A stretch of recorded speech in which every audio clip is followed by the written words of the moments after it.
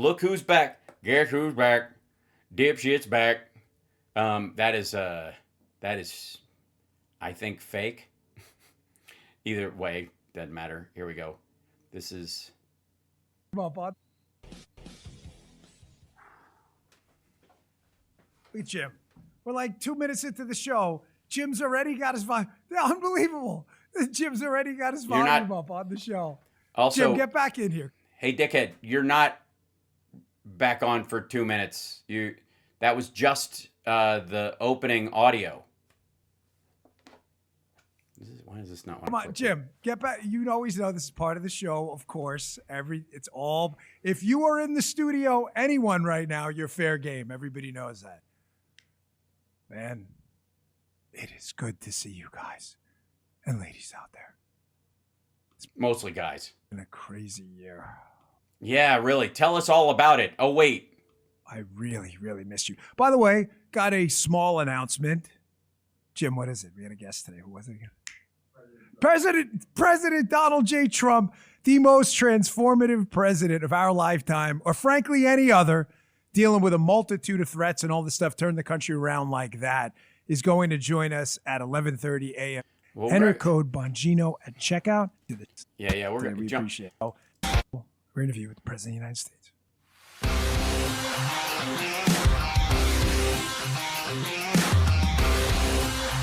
That's from the old interview. What an incredible honor to put up a stupid fucking picture of your craterous dome.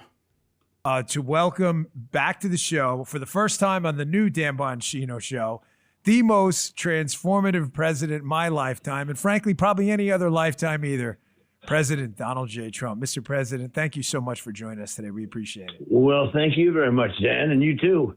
I was very unhappy when you left the FBI, but I was very happy that you have your show, which is so good. So I'm okay with this. It's net neutral. I call it a net neutral.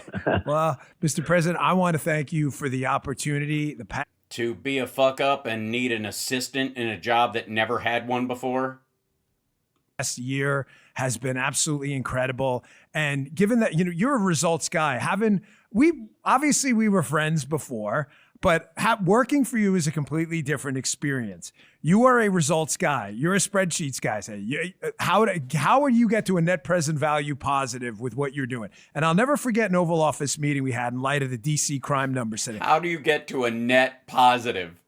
That's the baseline? Hadn't had a homicide in a record amount of time in DC. Until you did. Thanks to your leadership. We're sitting in the Oval Office. Because you put military on all the corners.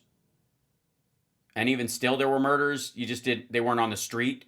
And I was talking to you about the homicide rate plunging. And it was only about 3 months into my term there. I said, Mr. President, what we're doing down in Memphis and elsewhere is working.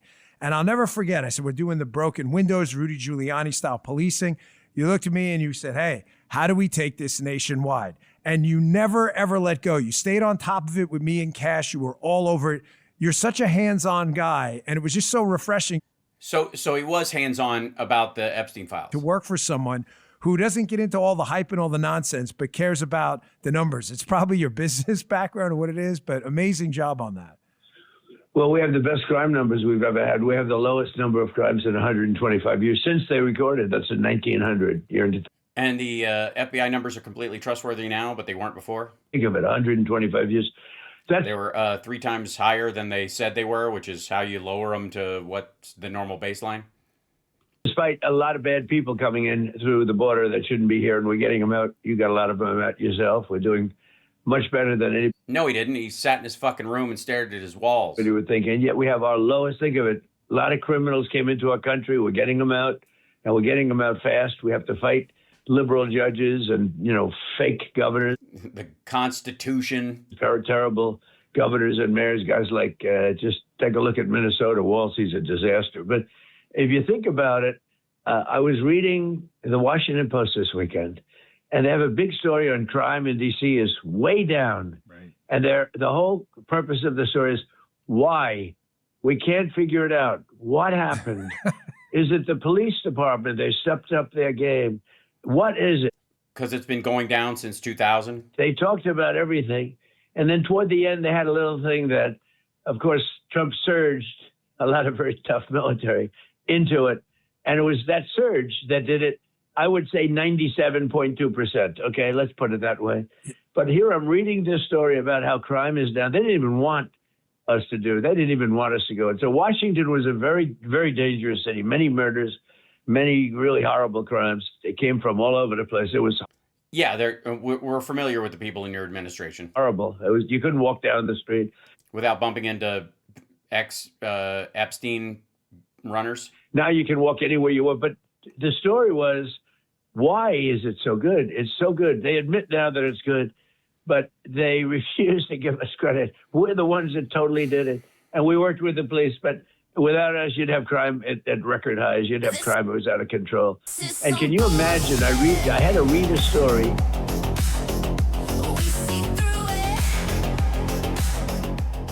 Again, it's been going down since Where the they're 2000s. looking for the answer. It had a spike after COVID, and now as things normalize, the numbers going back down again to like the regular numbers. And also, I don't necessarily trust the FBI numbers and that the DOJ puts out because Pam Bondi has her thumbs, on the scale. Why crime over the last 6-7 months? Exactly the timing that we Over the last 20 years. got in, but over the last, why that crime is way down, and they barely acknowledge us. They say, and also Trump did a surge of the military, very big, strong people that, Trende Aragua doesn't like them very much. They'd walk in, they'd beat the crap out of them.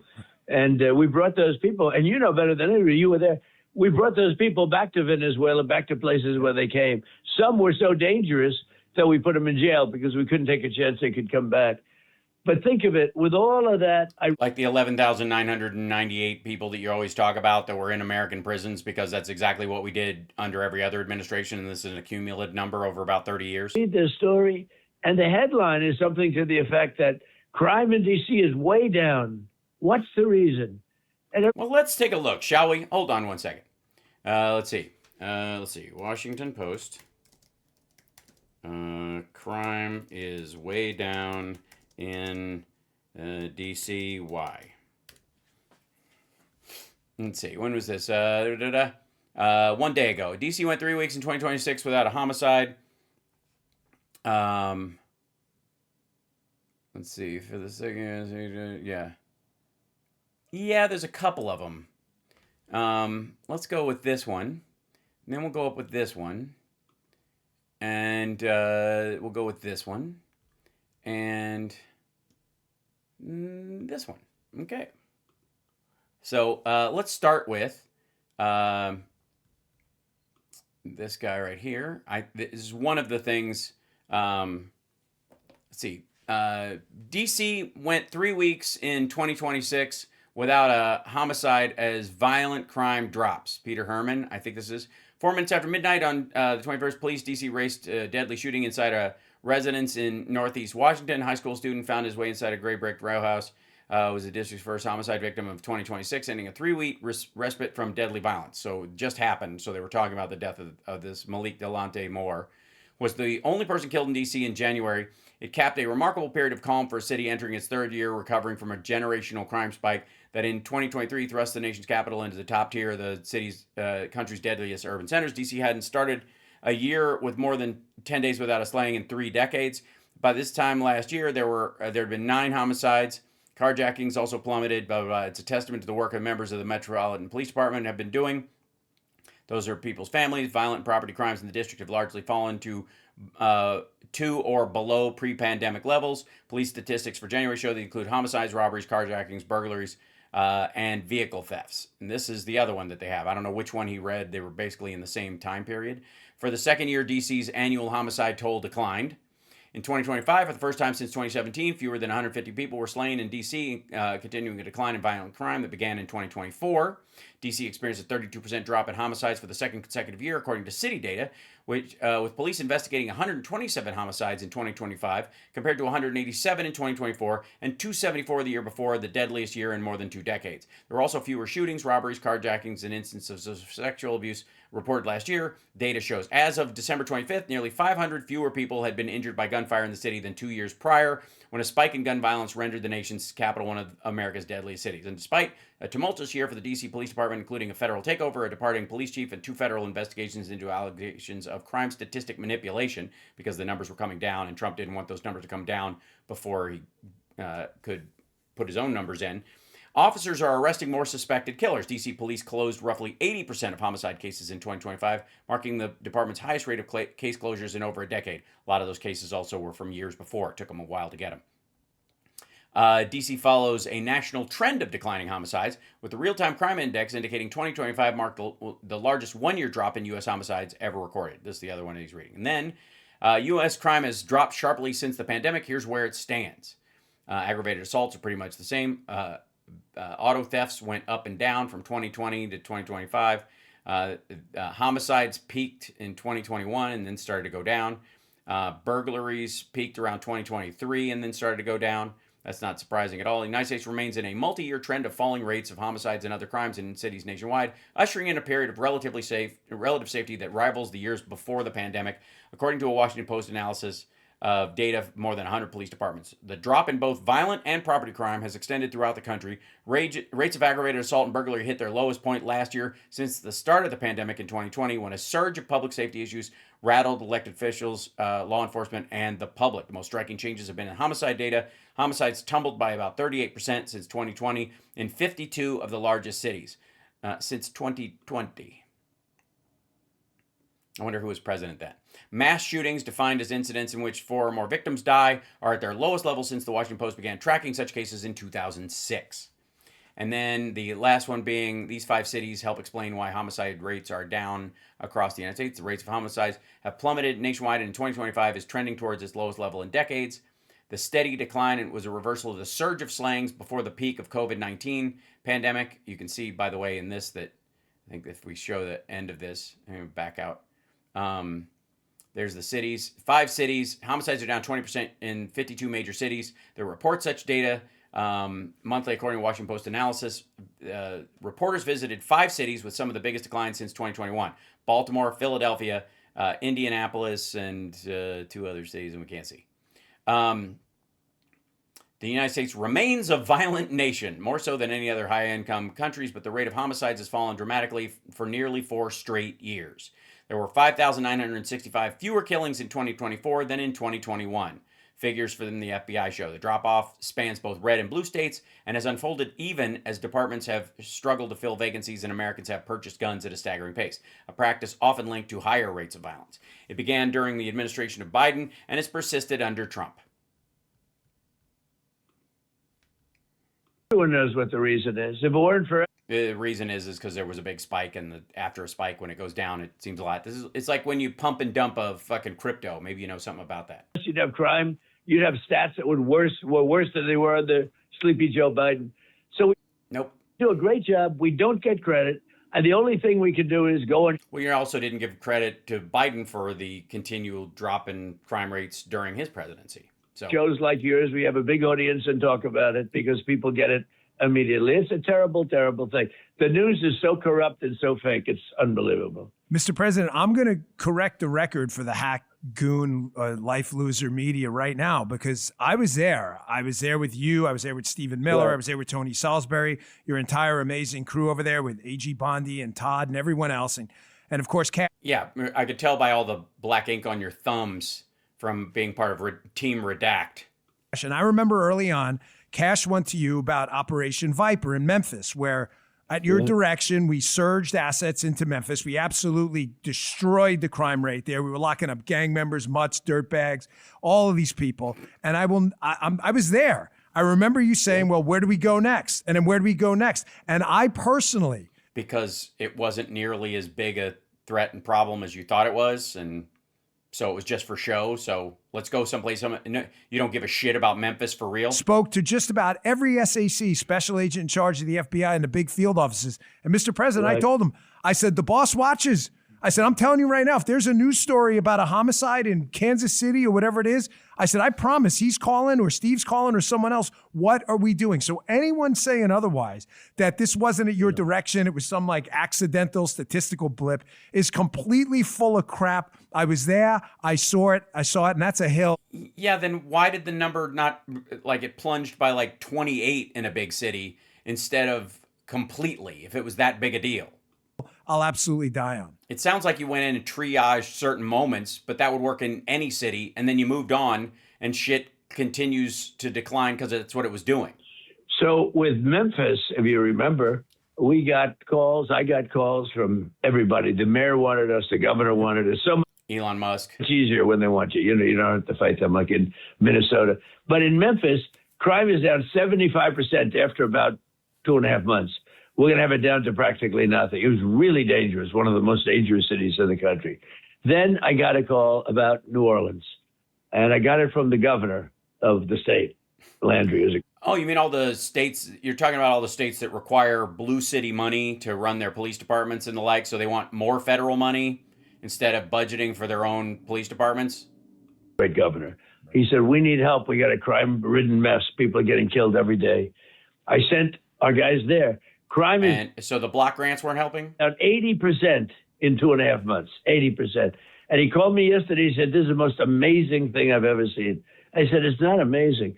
Now, in Chicago, as you know, we put people there and we brought it down, but we only have a limited, really limited force because they fight us so hard that you can't really do the right thing. You know, you just sort of do it And yet the rate is down there equally. easy. And yet we've taken So the rate went down where you went and where you didn't go.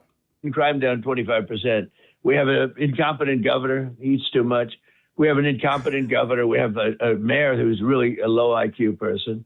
They don't want it. I'll tell you what, if I were a Democrat governor, and I'm beginning to think his low IQ person is now his code for black. Gee, I don't know where I got that I from. was in charge of Chicago, as an example, or mayor, I would be begging Donald Trump to come on. Maybe I'll take credit for what he does, like they do, because every time we do something, they take credit. We win all the time. We have a case in San Francisco. They have a very liberal mayor, and he wants to do what we do. But I explained to him, and he's a nice guy. And I have a lot of friends, you know, Silicon Valley stuff. I have a lot of friends up there, and they really want him to give him a chance. He's a good guy. He begged me not to do it. I said, look, this was 6 months ago. I said, look, give it a shot. But you can't do what we do because we take criminals out, bring them back to their country. You can't do that. You have to get rid. You know, in Washington, we took over two. Why can't he do that? I mean, even as a quote unquote sanctuary city, the city can determine that someone is a violent criminal and hand them over to ICE. They just don't do it automatically. They just don't let them in as soon as they've been arrested.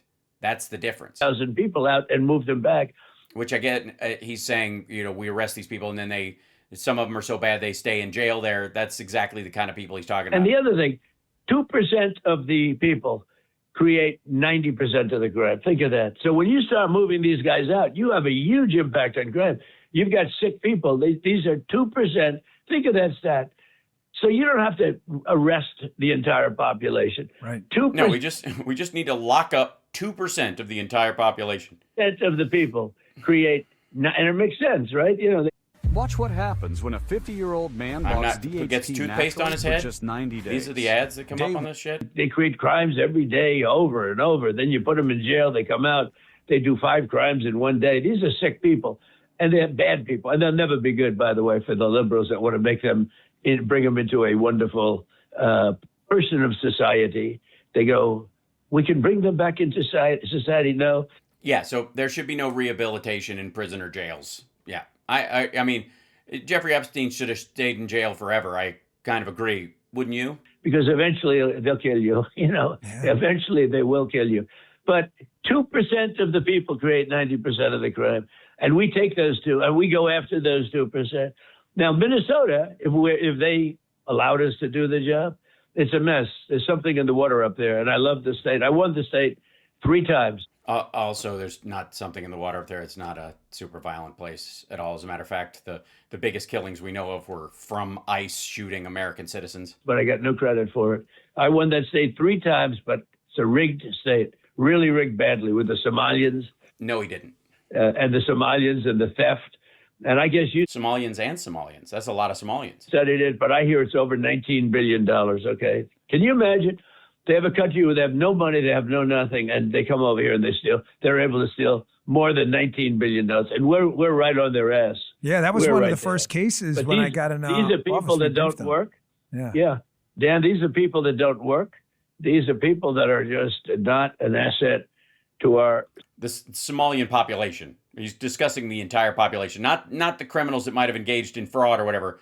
Literally, just Somalians in general. Society, to put it mildly, and we got to get them out. Most of them, and it's most of them. I want to tell the audience. Most of them. 92% don't work. Yeah. And they have an unbelievable system, corrupt system of welfare. You know, many of them drive Mercedes-Benzes, had nothing when they came over. The good news is, you notice they don't see ships being stolen anymore from Somalia, because we hit those guys with the same weapon that we take out the drug dealers from the ocean. Sorry, we're breaking news. We're apparently blowing ships out of the water in Somalia as well.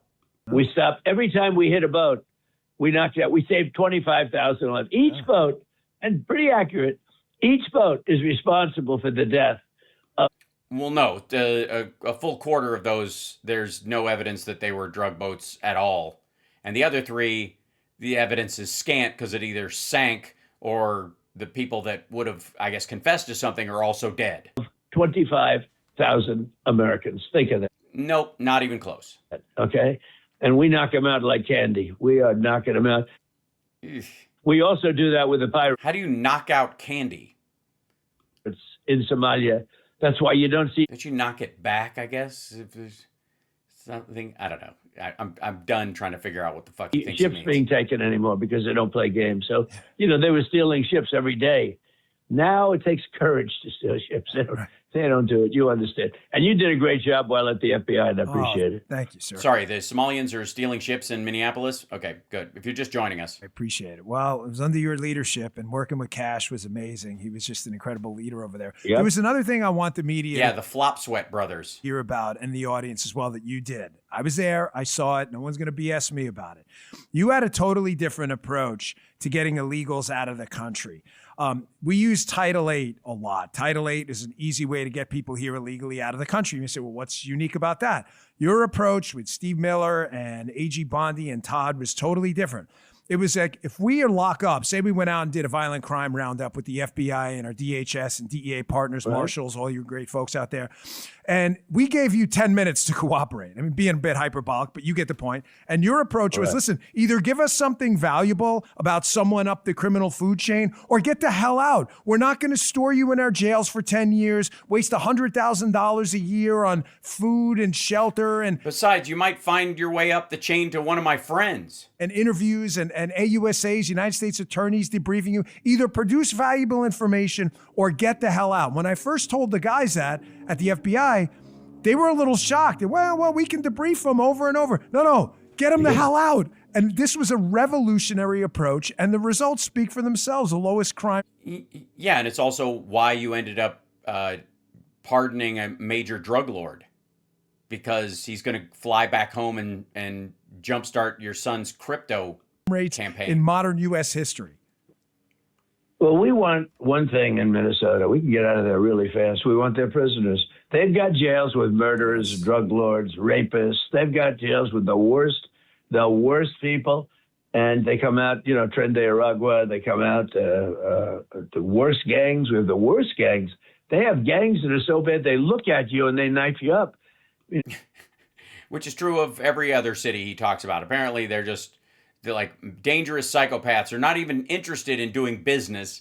They're just out there stabbing people. Just all of them, just random knifing. I don't understand how they make any money in the criminal enterprise if they're just slashing people as they run down the street. So at some point, that seems counterproductive. We had it in Washington. They're all gone, by the way. They're all gone. But all we want is they have a lot of prisoners. They call it sanctuary city, and sanctuary cities are a disaster. So I put out an order, anybody that does a sanctuary city not getting any money. Let's see what happens. You know, they'll get wiped out by these liberal courts. But the people understand nobody could do the job that we've done. Nobody. Again, pointing out that his presidential, like his executive orders, are really just for show. There's nobody. They wouldn't. They just go through a system. Right. You have to be very tough.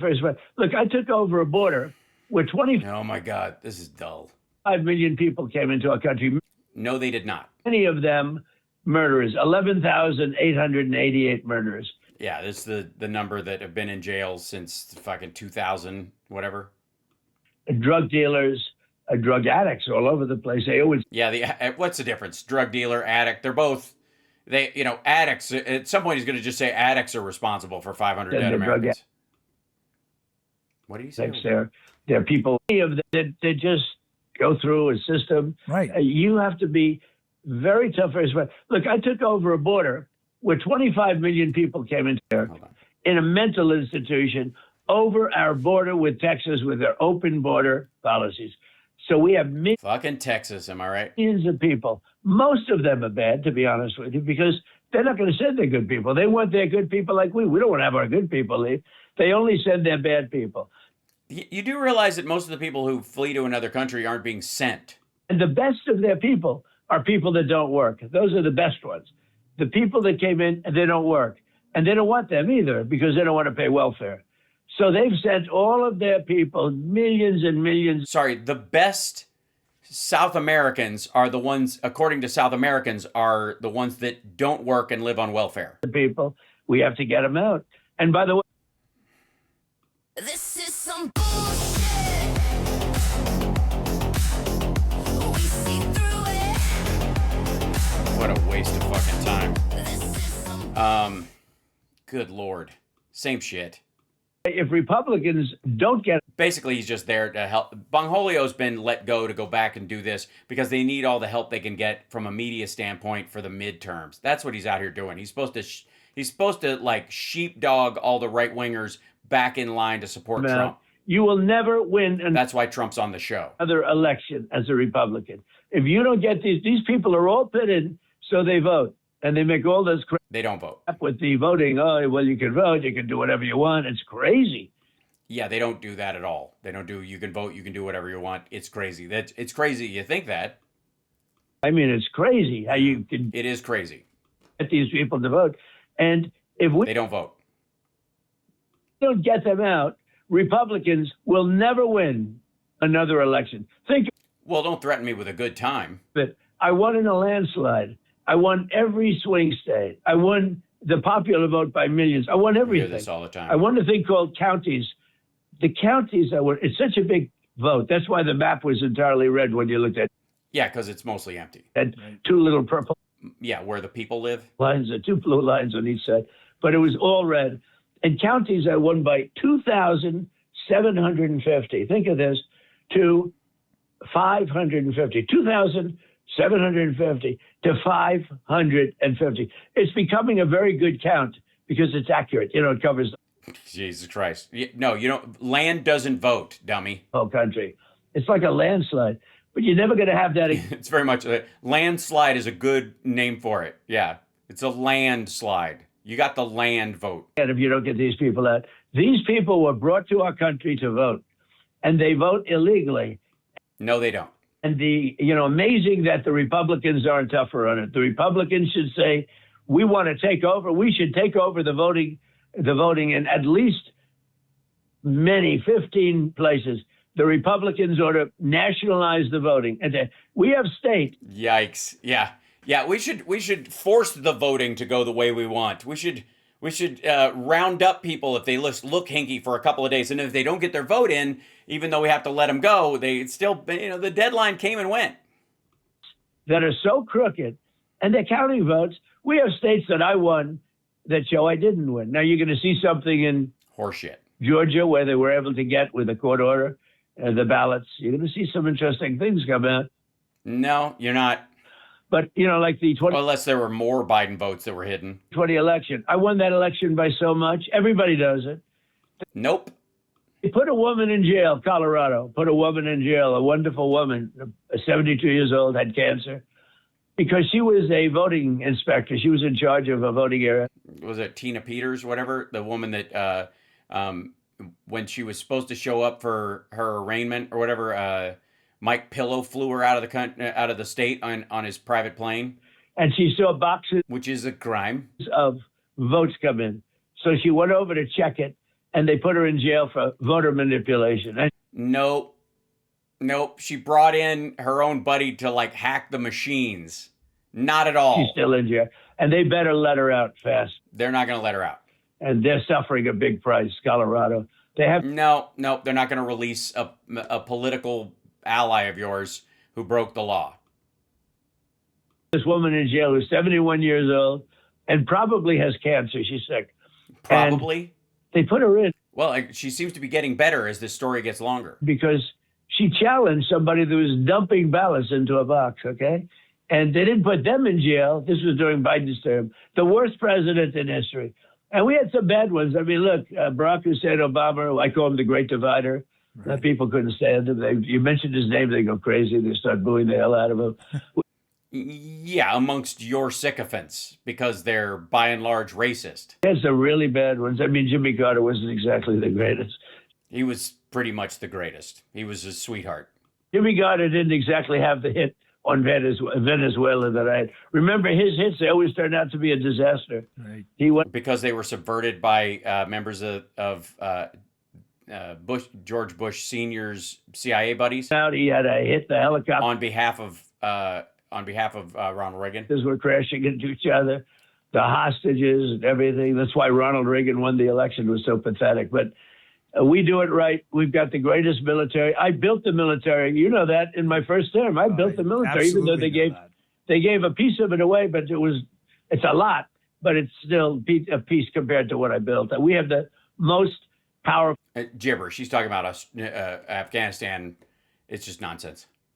Like military. And my this gets so fucking boring. It's the same lies over and over attack again. on Iran with, Operation Midnight Hammer, because it was dark at night and nobody could see anything. Midnight Hammer, well, we wiped out their nuclear threat, which they would have had a nuclear weapon within a month. And It was 2 months ago. It was 2 months a month ago. we knocked it out.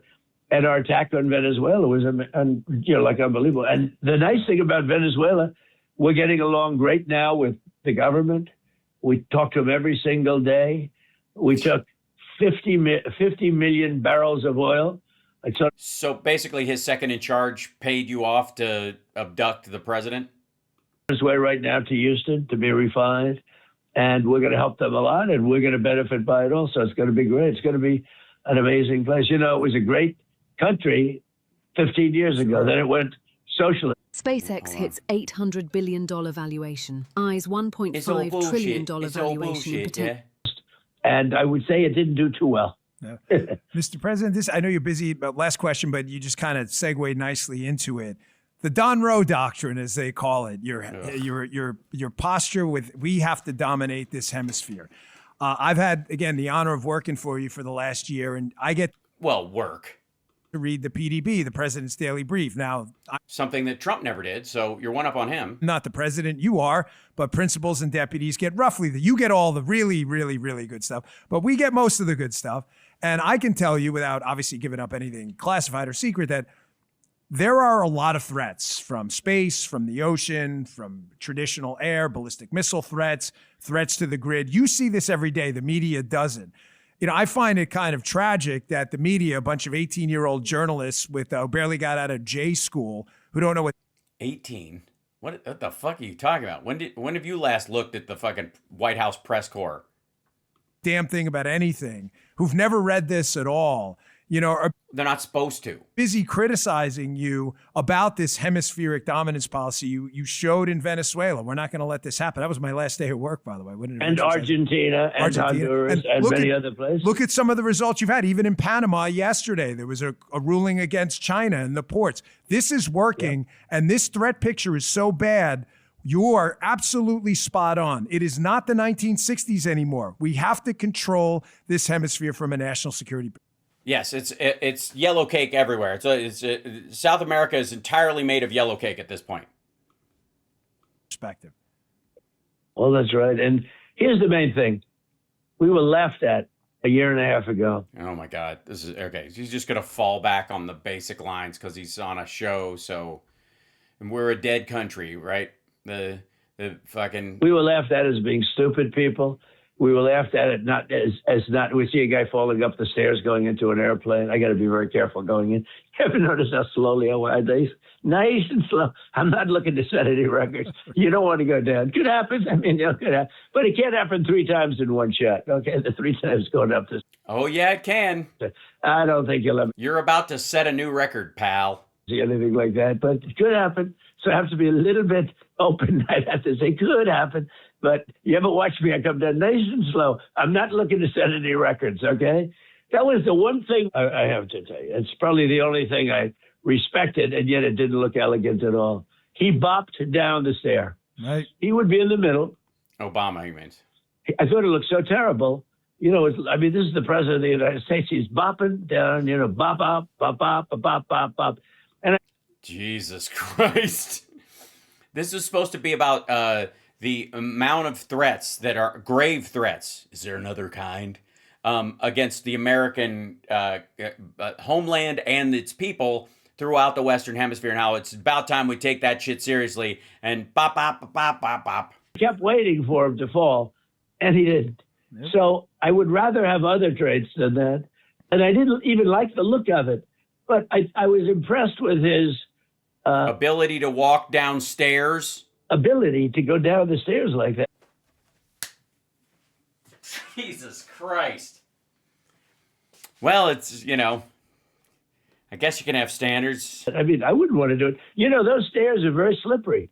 Yeah. And I always used to say, That's not the threat he's talking about, you dumb motherfucker. he's an accident waiting to happen. And to the best of my knowledge, it didn't happen. So I give It didn't. He was, it was very public. He didn't, no, Obama didn't fall down the fucking stairs. And he certainly wasn't hit by a ballistic missile while he was walking. What the fuck? credit. But it happened many folds with Biden. Oh, yeah. What a president. We're respected. The bottom line, Dan, we are respected again like never before. And they saw what happened in Iran with, when we took out that nuclear with those beautiful B-2 bombers. We just ordered 25 more of them. Even the newer, upgraded version, you're going to see these things. They're invisible. But They're not invisible. we just stopped that at I mean, to quote, I think it was Tom Hanks in Punchline, Wonder Woman had an invisible plane. How'd she find it? Did she walk out to the tarmac going, here it is? what we did with it. And don't forget, I got Soleimani. I got al-Baghdadi. Do you think they're going to take him to a fucking, airstrip and go, Mr. President, your 27 new B-2s are here. Oh, my God. Where are they? They're right there in front of you. You can't, huh? Think of that. Don't walk out there. In my first term, two of the worst ever. The biggest and the worst. One was the founder of ISIS. He was rebuilding it. I took him out. And the other one was the father of the roadside bomb and the leader of, let me tell you, if he lived, he was a leader, the military leader of Iran. If he lived, that attack that we made on Iran would not have been the same thing. Sorry, you think B-2s would have been affected by roadside bombs? He was a great general, How do you think they got there?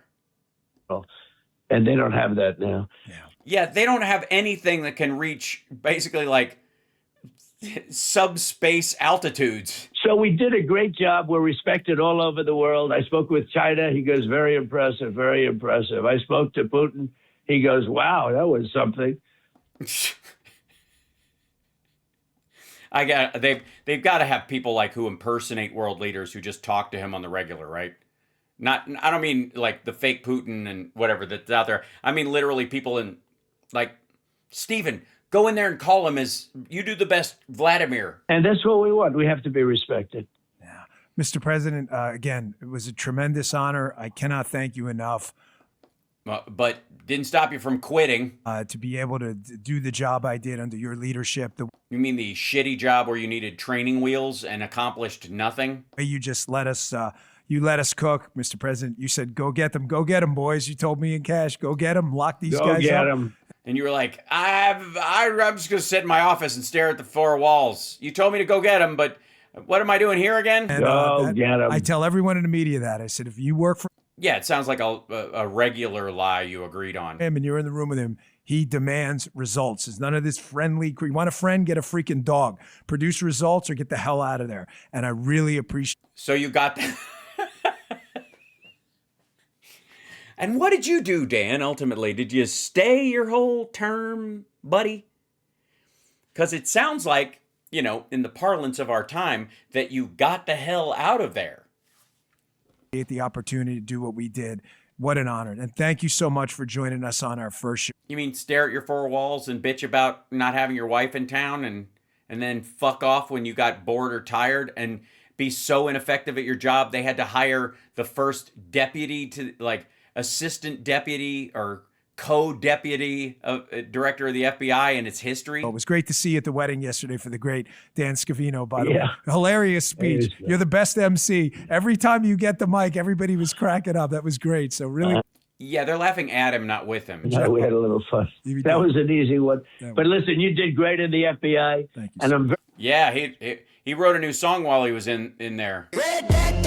Black ball on my past, can't track this. Screenshots cropped out, can't catch this. If it looks too wild on the axis, highlight, right click, boom, redact this. Blur that face, can't fact check the madness. Torn out page from the bad habits atlas. If the story get messy in the ad libs, highlight, right click, boom, redact this. That's right. Redacted. That was 10 months of him in a black pen going, and then I quit. very torn, as I said. I think maybe I'd rather have you where you are, because there's, very few people can do what you do. Very. What do you mean? Play a clip and let your audience hear a piece of audio and hear someone say something and then come back to him in the studio and have him say something happened in the clip that we all just watched that didn't actually happen and misquote something we all just listened to. It's a talent, I got to tell you. Few people can do what you do. And Bungholio, who is looking for a teepee for his bunghole. Your voice is a very important one, so I'm very happy with that also. So thank you for your service. Thank you for a great job. And I'll be around when you need me. Thank you, sir. Great to talk to you, Mr. President. Thank you, Dan. Bye. There you go, folks. The exit interview, so that people don't think he quit because of the Epstein files. They had to clean this shit up, and Trump did a fucking phone in. Wouldn't even sit across from the fucking guy. You couldn't do your first episode and then do a live interview with him because you know the fucking guy. You just had him call in at the tail end of your fucking opening bullshit show. 47th and 45th President of the United States, Donald J. Trump. I can't say it enough. What an honor to have worked for such a transformative figure. And even more of an honor to have quit early and accomplished nothing. What an asshole. If you don't produce results, get the fuck out of here. Well, now that you mention it, Dan, shoo. Yeah, that was just a Trump impersonator calling in, you think? Yeah. That was, it was not his first interview with Jeffrey Epstein's wingman, but it might be his last. We'll see, because it doesn't look good.